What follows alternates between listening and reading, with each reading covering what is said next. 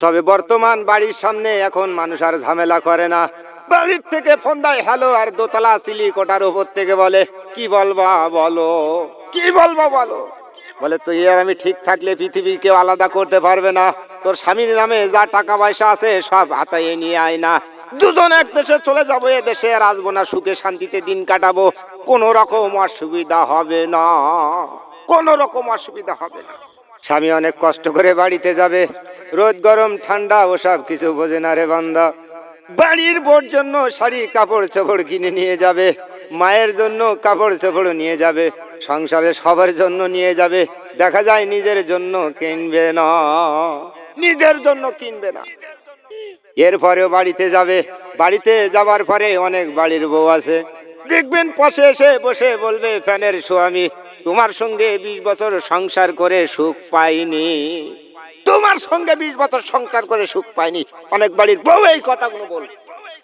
তবে ব্যাটারিতে যা চার্জ ছিল সব চার্জ পুড়িয়ে ফেলেছি শুধু সংসারের জন্য, নিজের জন্য কিছু করলাম না, শুধু সংসার করে নিজের জীবনটা 12টা বাজিয়ে দিলাম, কেউ দেখলো না, কেউ দেখলো না।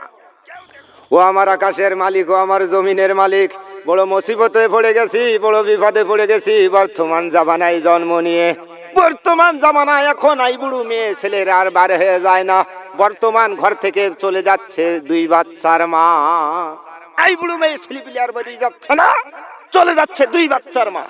জীবনে যা টাকা ইনকাম করেছি সব বইয়ের নামে থয়েছি, জীবনে সবচেয়ে বড় ভুল কাজ করেছি। হঠাৎ বাইরের থেকে বাড়িতে যে দেখি বাড়ি ফাঁকা, খুকার আম্মু আর বাড়িতে নেই, এসেছে ঢাকা, এসেছে ঢাকা। সঙ্গে করলাম কে কে গিয়েছে বল না, বসে পাশের বাড়ির আব্দুলের হাত ধুয়ে চলে গেছে, আমরা জানতাম না।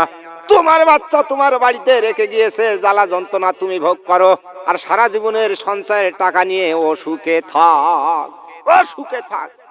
তবে আমার কথা শুনে বউকে কেউ অবহেলা করবেন না, বউকে ভালোবাসবেন, বউকে আদর করবেন, বউকে সোহাগ দেবেন। টাকা চাইলে টাকা দেবেন না, যেটা চাবে সেটা কিনে দিবেন।